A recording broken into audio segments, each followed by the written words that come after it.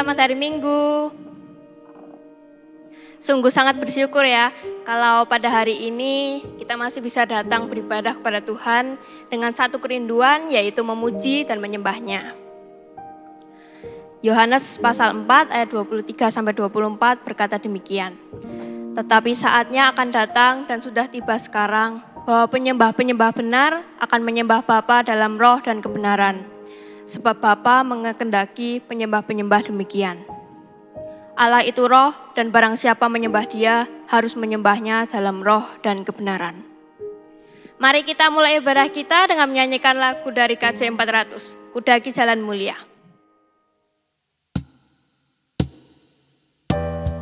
Sebab kita tahu bahwa Tuhan senantiasa memegang kita, menyertai langkah kita, tidak pernah meninggalkan kita.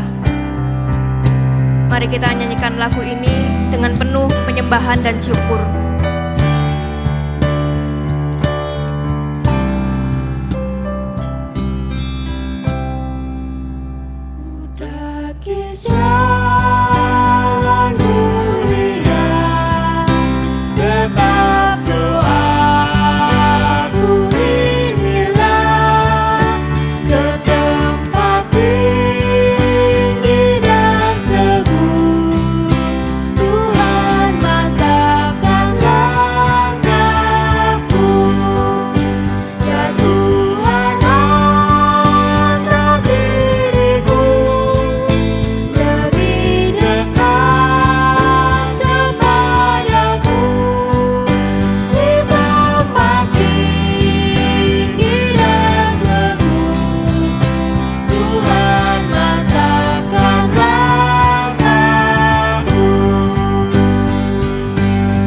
Bersama-sama kita nyanyikan pujian ini sekali lagi.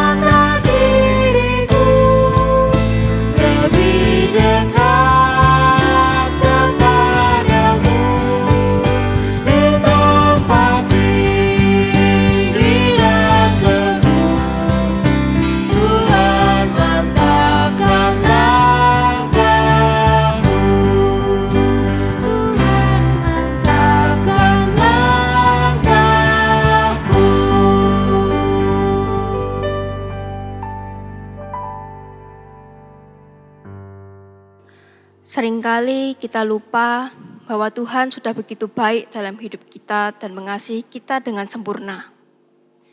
Namun, sebagai manusia berdosa, kita sering lebih mementingkan ego diri sehingga tidak melihat kasih Tuhan itu bagi hidup kita. Kita bahkan tidak melakukan apa yang benar di hadapan Tuhan. Seringkali kita juga mendukakan hati Tuhan dan melukai hati sesama kita. Maka dari itu, mari kita datang kepada Tuhan dengan hati yang tertunduk dan katakan dengan jujur akan dosa-dosa yang telah kita lakukan selama seminggu ini. 1 Yohanes pasal 1 ayat 8 berkata demikian. Jika kita berkata bahwa kita tidak berdosa, maka kita menipu diri kita sendiri dan kebenaran tidak ada dalam diri kita. Mari saya ajak saudara-saudari tunduk dalam doa pengakuan dosa. Ya Tuhan, kami yang Maha Pengasih dan Maha Penyayang, Puji syukur kami haturkan kehadirat-Mu ya Tuhan. Terima kasih atas segala berkat yang telah Engkau berikan. Terima kasih atas segala penyertaan dan pelindungan yang telah Tuhan berikan kepada kami. Ya Tuhan, kami anak-Mu mengaku kami telah berdosa. Kami telah banyak melakukan kesalahan. Kami telah banyak mendukakan hati Tuhan. Kami sering membuat Tuhan kecewa atas perbuatan kami. Kami seringkali tidak sadar akan perbuatan kami. Kami seringkali lupa untuk mengingat akan firman-firman yang telah Tuhan berikan kepada kami. Tolong ya Tuhan, ampunilah kami, anak-anak-Mu ini. Tolong tuntunlah kami di dalam jalan kebenaran-Mu. Tunjukkanlah kami terang yang sejati di dalam-Mu. Dalam nama Tuhan Yesus Kristus, doa yang kurang sempurna ini kami haturkan kepadamu. Amin. Sekarang kita akan menerima berita anugerah. Berita anugerah kita pada hari ini terambil dari Mazmur 103 ayat 3-5. Dia yang mengampuni segala kesalahanmu, yang menyembuhkan segala penyakitmu. Dia yang menebus hidupmu dari lubang kubur, yang memahkotai engkau dengan kasih setia dan rahmat. Dia yang memuaskan hasratmu dengan kebaikan, sehingga masa mudamu menjadi baru seperti pada burung rajawali. Amin. Saat ini kita akan bersama-sama mendengarkan firman Tuhan yang akan dibawakan oleh hambanya, Pendeta Hamzah Uy. Namun sebelum itu, mari kita mempersiapkan diri kita dengan menyanyikan pujian dari KJ 410, Tenanglah Kini Hatiku.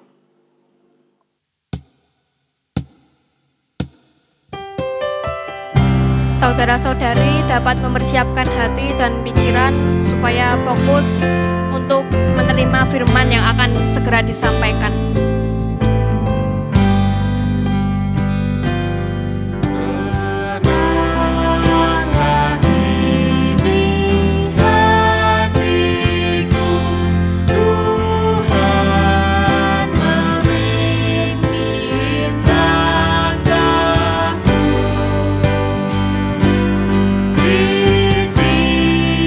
Tiap saat dan kerja.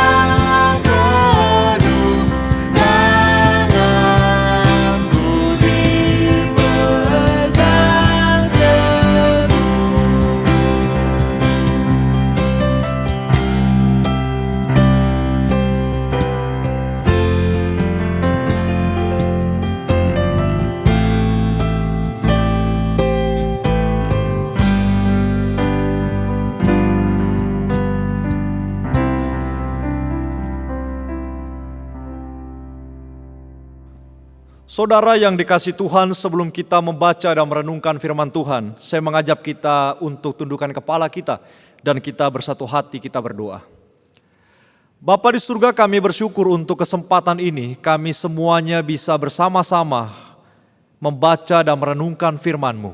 Kiranya firman-Mu memberikan kami kesegaran yang baru, hati yang baru, dan juga mengerti apa yang harus kami lakukan di dalam kehidupan setiap kami. Engkau berkati hamba-Mu ini Tuhan, tak kalah menyampaikan firman-Mu, Engkau pakai dia menjadi berkat bagi kami semuanya. Kami serahkan waktu kami ke dalam tangan Tuhan, di dalam nama Tuhan Yesus Kristus. Kami semuanya sudah berdoa. Amin. Saudara yang dikasihi Tuhan, saya mengajak kita bersama-sama membuka Yesaya pasal 58. Yesaya 58 ayat yang pertama sampai dengan ayatnya yang ke-8, saudara. Firman Tuhan berbunyi demikian. Serukanlah kuat-kuat, janganlah tahan-tahan. Nyaringkanlah suaramu bagaikan sangkakala. Beritahukanlah kepada umatku pelanggaran mereka dan kepada kaum keturunan Yakub dosa mereka. Memang setiap hari mereka mencari aku dan suka mengenal segala jalanku, seperti bangsa yang melakukan yang benar dan yang tidak meninggalkan hukum Allahnya. Mereka menanyakan aku tentang hukum-hukum yang benar. Mereka suka mendekat menghadap Allah, tanyanya, mengapa kami berpuasa dan engkau tidak memperhatikannya juga? Mengapa kami merendahkan diri dan engkau tidak mengindahkannya juga? Sesungguhnya pada hari puasamu engkau masih tetap mengurus urusanmu dan kamu mendesak-desak semua buruhmu. Sesungguhnya kamu berpuasa sambil berbantah dan berkelahi serta memukul dengan tinju dengan segala semena-mena. Dengan caramu berpuasa seperti sekarang ini, suaramu tidak akan didengar di tempat yang tinggi. Sungguh-sungguh inikah berpuasa yang ku kehendaki dan mengadakan hari merendahkan diri, jika engkau menundukkan kepala seperti gelaga dan membentangkan kain karun dan abu sebagai lapik tidur. Sungguh-sungguh itukah yang kau sebutkan berpuasa, mengadakan hari yang berkenan pada Tuhan? Bukan, berpuasa yang ku kehendaki ialah supaya engkau membuka belenggu-belenggu kelaliman dan melepaskan tali-tali kuk, supaya engkau memerdekakan orang yang teraniaya dan mematahkan setiap kuk, supaya engkau memecah-mecah rotimu bagi orang yang lapar dan membawa ke rumahmu orang miskin yang tidak punya rumah. Dan apabila engkau melihat orang telanjang, supaya engkau memberi dia pakaian dan tidak menyembunyikan diri terhadap saudaramu sendiri. Pada waktu itulah terangmu akan merekas seperti fajar dan lukamu akan pulih dengan segera. Kebenaran menjadi barisan depanmu dan kemuliaan Tuhan barisan belakangmu. Saudara yang berbahagia adalah setiap kita yang membuka hati kita, pikiran kita, dan melakukan firman Tuhan di dalam kehidupan setiap kita. Hosiana.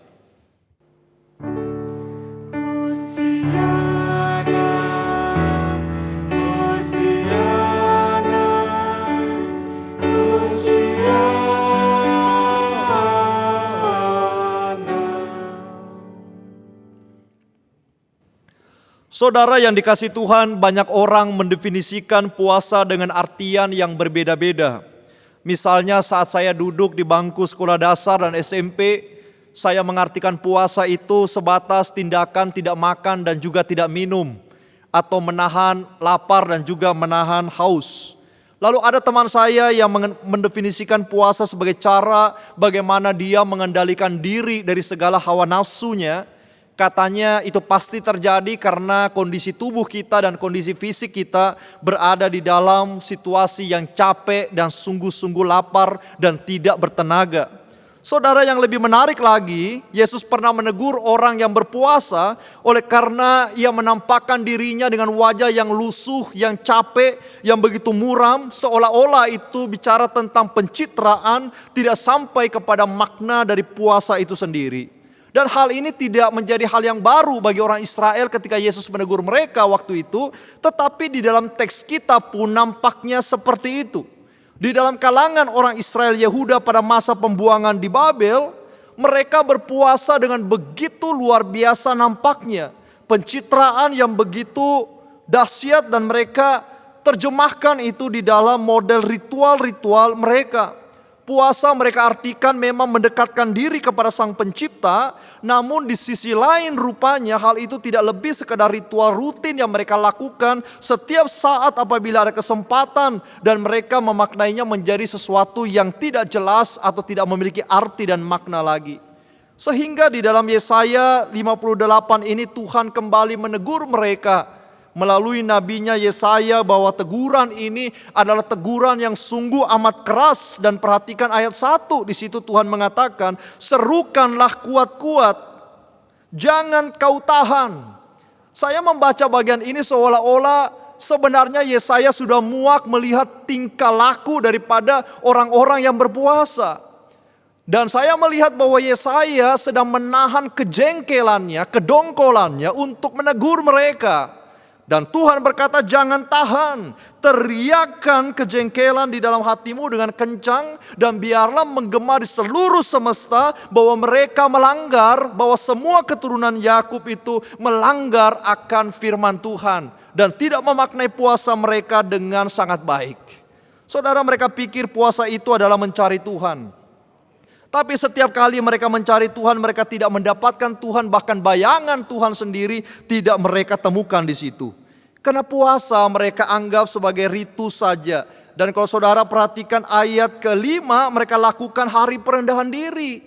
Mereka punya hari di mana hari merendahkan diri, menundukkan kepala seperti gelagah. Kalau saudara tahu gelagah itu adalah rumput buluh yang menundukkan dirinya, dan mereka seperti itu berjalan menundukkan dirinya seolah-olah perlu dikasihani oleh Allah. Membentangkan kain karung dan abu sebagai lapik tidur. Lapik tidur itu adalah tikar. Mereka memiskinkan diri, mereka membuat hidup mereka nampaknya begitu menderita. Tetapi Bapak Ibu Saudara, semua itu hanyalah sebuah ritual bagi mereka. Tradisi yang menyatakan mereka menderita, tetapi sebenarnya mereka tidak menderita. Karena di dalam ayat 3 dan 4 Alkitab kita mengatakan jelas kepada kita, mereka berkelahi, mereka berantem, mereka adalah orang-orang yang menipu sesama mereka. Apa yang mereka impikan mencari Tuhan, tetapi realita kehidupan dan tingkah laku mereka sebenarnya jauh daripada Tuhan.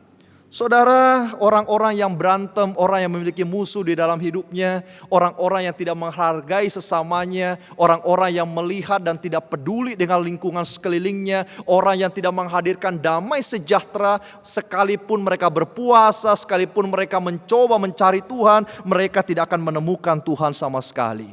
Karena tujuan mereka tidak tercapai di depan sana.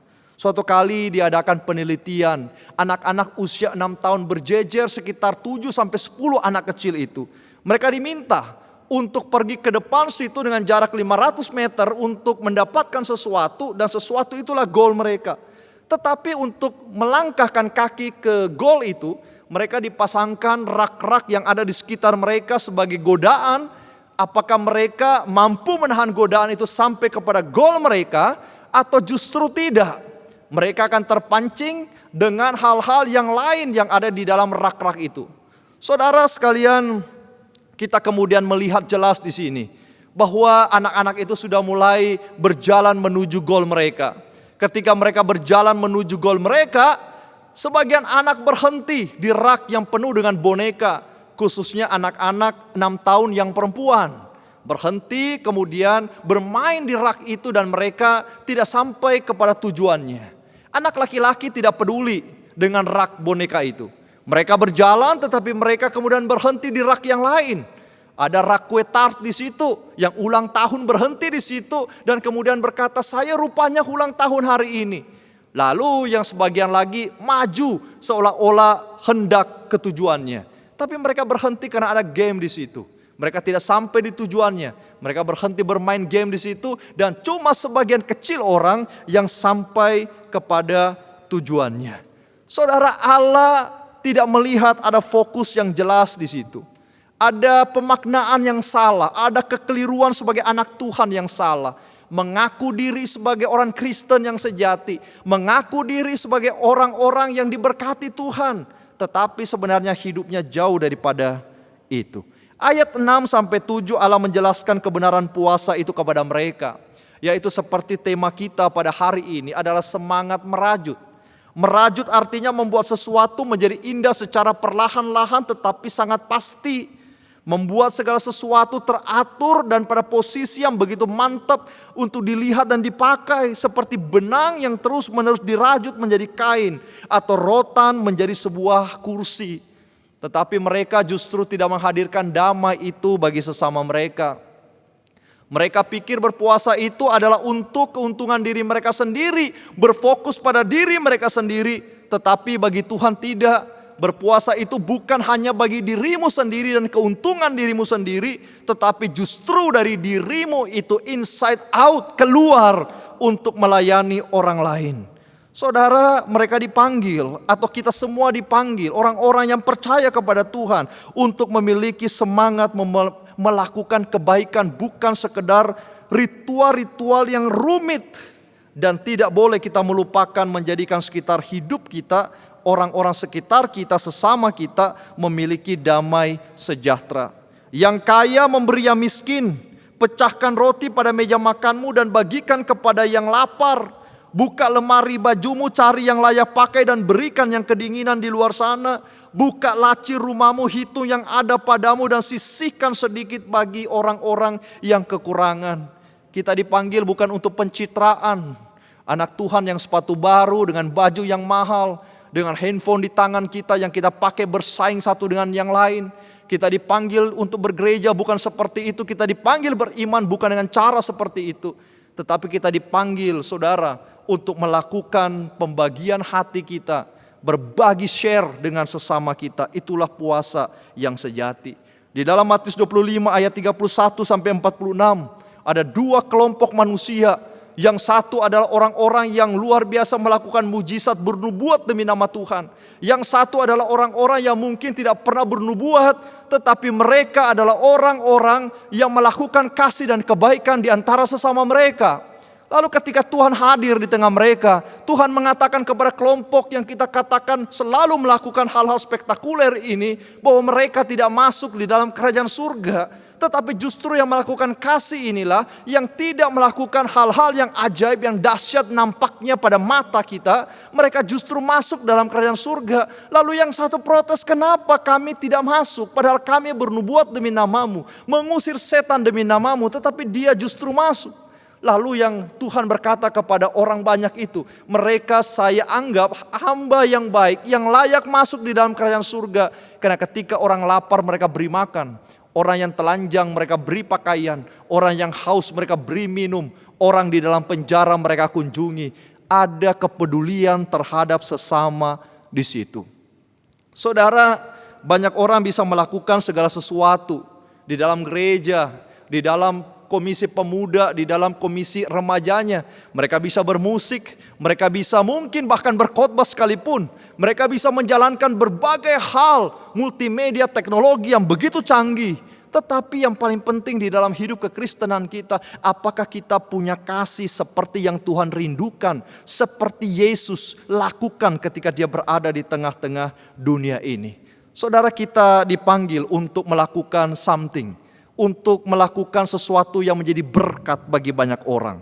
Saat melayani di sebuah sekolah di Sulawesi Utara, ada seorang murid yang sederhana nampaknya, tetapi setiap kali dia berulang tahun, dia akan menyisihkan begitu banyak makanan-makanan untuk dibagikan kepada panti-panti asuhan, tempat orang-orang membutuhkan makanan, orang-orang yang merindukan kasih sayang orang tuanya. Dia hadir di situ setiap kali dia berulang tahun untuk memberikan mereka sesuatu yang bermanfaat bagi orang lain.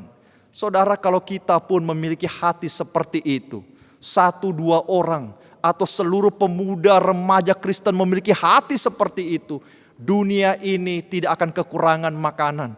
Orang-orang yang membutuhkan tidak akan pernah merasa kekurangan. Orang-orang akan merasa damai sejahtera oleh karena kehadiran kita di tengah-tengah mereka. Dan kehadiran kita dilihatnya sebagai kehadiran Tuhan di tengah-tengah mereka. Bukankah kita harus menghadirkan kerajaan surga di tengah-tengah dunia di mana kita hidup pada hari ini? Saudara, kita jangan hanya punya semangat bergereja, semangat bernyanyi, semangat saat Paskah ataupun Natal saja. Jangan hanya bersemangat ketika mendapat berkat, jangan hanya semangat melakukan ritual di dalam tata ibadahmu, tetapi semangatlah merajut untuk sesamamu yang menderita, tertindas, dan kekurangan. Berpuasa tidak hanya berarti berhenti sejenak makan atau minum, tetapi apa yang kita tidak makan dan minum itu, bagikan kepada orang lain yang jauh lebih membutuhkan, yang berkekurangan, yang perlu cinta kasih kita. Saudara orang Kristen harus memiliki hati yang penuh damai. Tidak ada kebencian, berantem, berkelahi, atau mencelakakan orang lain. Marilah kita merajut satu dengan yang lain, dengan semangat kasih Kristus di tengah-tengah kehidupan setiap kita. Saudara, mari kita berdoa. Bapa yang di surga, kami bersyukur dan kami berterima kasih kepada Tuhan, sebab Engkau memanggil kami dan mengingatkan kami selalu bahwa kami dipanggil Tuhan untuk menjadi pendamai, untuk merajut hidup-hidup manusia yang sedang terurai. Dan kami rindu tangan kami, hati kami yang kemudian merajutnya menjadi begitu indah, menghadirkan damai sejahtera bagi dunia ini. Pakai kami, pakai teman kami, pakai rekan-rekan kami, keluarga kami, sahabat kami, untuk bersama-sama menyalakan api, menyalakan lilin di tengah-tengah dunia yang semakin gelap ini. Dan kami rindu Tuhan, nama Tuhan saja yang dimuliakan. Biarlah firman ini bergema di dalam hati kami setiap saat kami melihat orang yang membutuhkan. Bergema di dalam hati kami setiap kali kami melihat sesama kami. Sehingga Tuhan, kami bisa melihat karya kasih-Mu nyata melalui hidup kami bagi sesama kami. Di dalam nama Tuhan Yesus Kristus, Juru Selamat yang hidup, kami semuanya sudah berdoa. Amin. Bersama dengan gereja di segala abad dan tempat, mari kita mengakui iman seturut dengan pengakuan iman rasuli yang berbunyi demikian. Aku percaya kepada Allah, Bapa yang Maha Kuasa, Khalik langit dan bumi, dan kepada Yesus Kristus, Anak-Nya yang tunggal Tuhan kita, yang dikandung dari Roh Kudus, lahir dari anak darah Maria, yang menderita sengsara di bawah pemerintahan Pontius Pilatus, disalibkan, mati dan dikuburkan, turun ke dalam kerajaan maut. Pada hari ketiga, bangkit pula dari antara orang mati, naik ke surga, duduk di sebelah kanan Allah, Bapa yang Maha Kuasa. Dan dari sana Ia akan datang untuk menghakimi orang yang hidup dan yang mati. Aku percaya kepada Roh Kudus, gereja yang kudus dan am, persekutuan orang kudus, pengampunan dosa, kebangkitan orang mati, dan hidup yang kekal. Amin.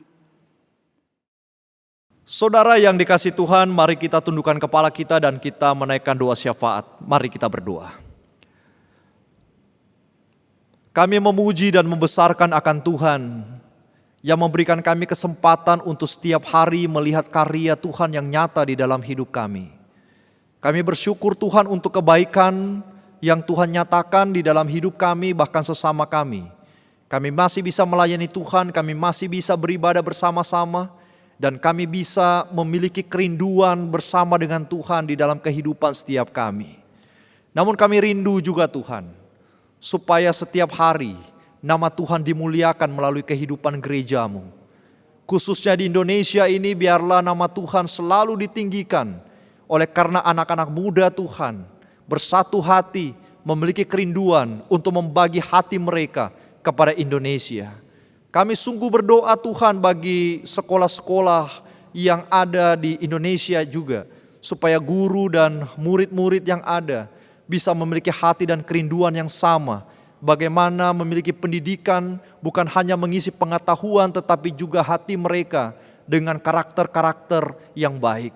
Kami rindu Tuhan juga agar pemerintahan pusat sampai daerah bisa menjadi pemerintahan yang sungguh-sungguh menjunjung tinggi keadilan dan juga kesetaraan. Bekerja keras bersama-sama menciptakan Indonesia yang lebih baik dan lebih baik terus-menerus. Sehingga kami boleh merasakan, khususnya generasi-generasi mendatang, boleh memuji Tuhan karena melihat karya-Mu juga nyata bagi bangsa dan negara ini.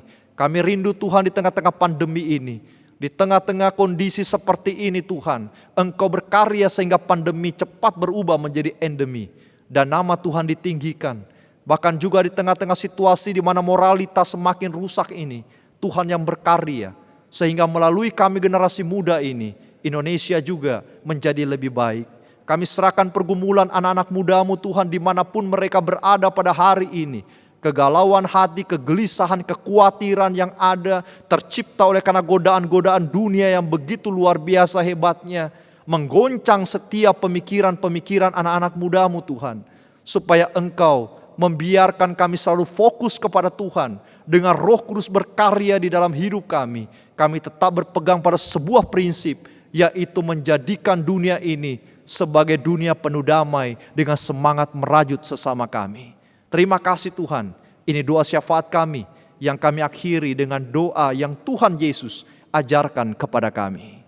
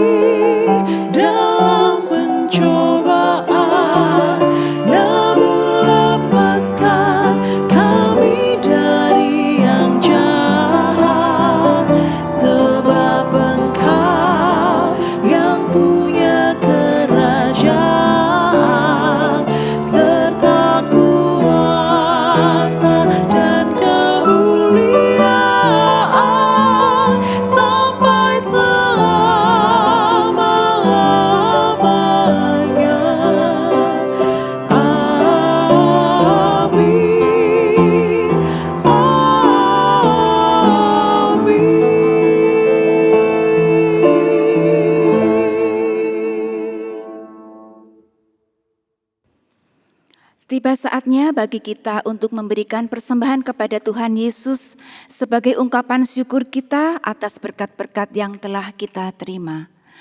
Nats persembahan terambil dari 2 Korintus 9 ayat 7 yang berbunyi demikian. Hendaklah masing-masing memberikan menurut kerelaan hatinya, jangan dengan sedih hati atau karena paksaan, sebab Allah mengasihi orang yang memberi dengan sukacita. Persembahan dapat ditransfer ke nomor rekening masing-masing gereja.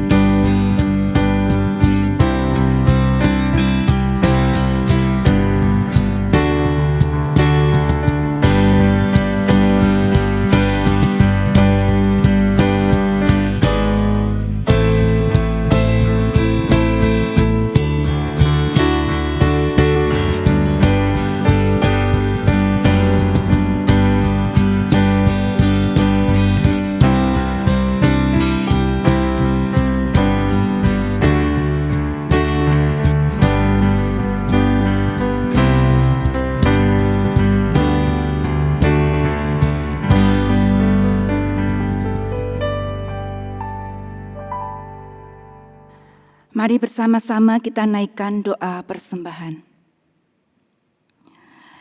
Diberkati untuk menjadi berkat, itulah yang Tuhan ingin anak-anak-Mu lakukan saat ini, yaitu memberikan persembahan yang terbaik bagi Tuhan.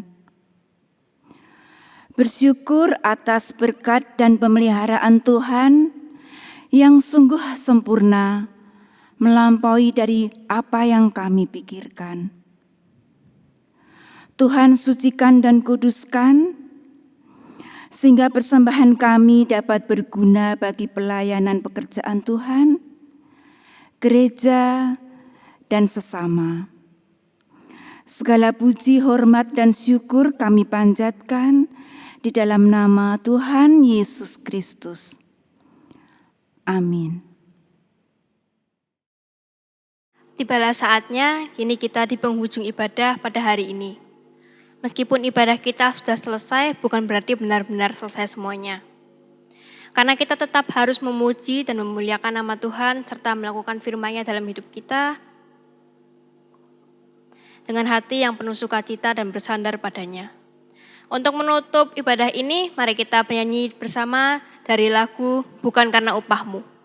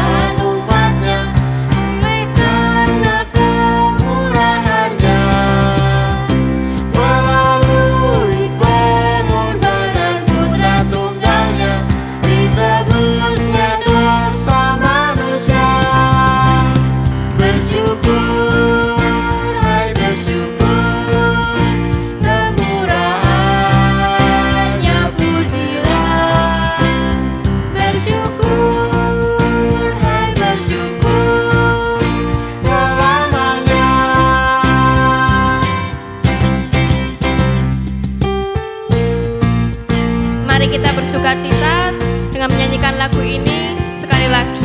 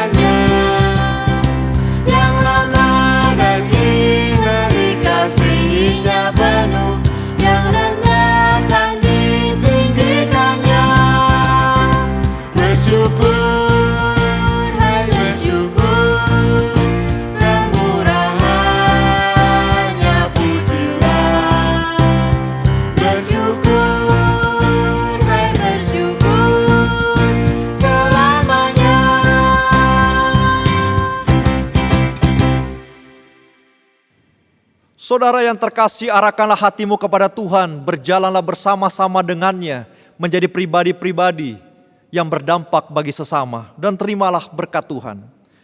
Tuhan memberkati saudara dan melindungi saudara. Tuhan menyinari saudara dengan wajahnya dan memberikan saudara kasih karunia. Tuhan menghadapkan wajahnya kepadamu dan memberikan engkau damai sejahtera hari ini sampai selama-lamanya. Amin.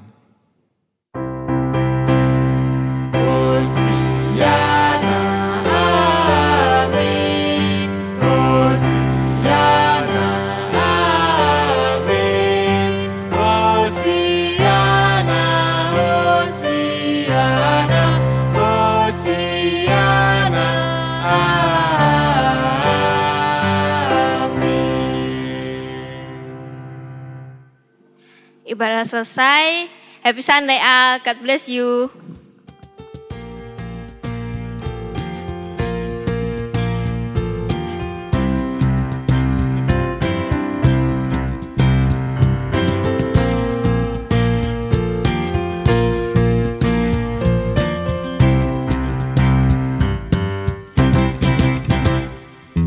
Bukan karena upahmu dan bukan karena kebajikan hidupmu, bukan persembahanmu dan bukan pula hasil perjuanganmu. Allah mengampuni kesalahan umatnya oleh karena kemurahannya. Melalui pengorbanan putra tunggalnya, ditebusnya dosa manusia. Bersyukur, hai bersyukur, kemurahannya pujilah. Bersyukur, hai bersyukur, selamanya.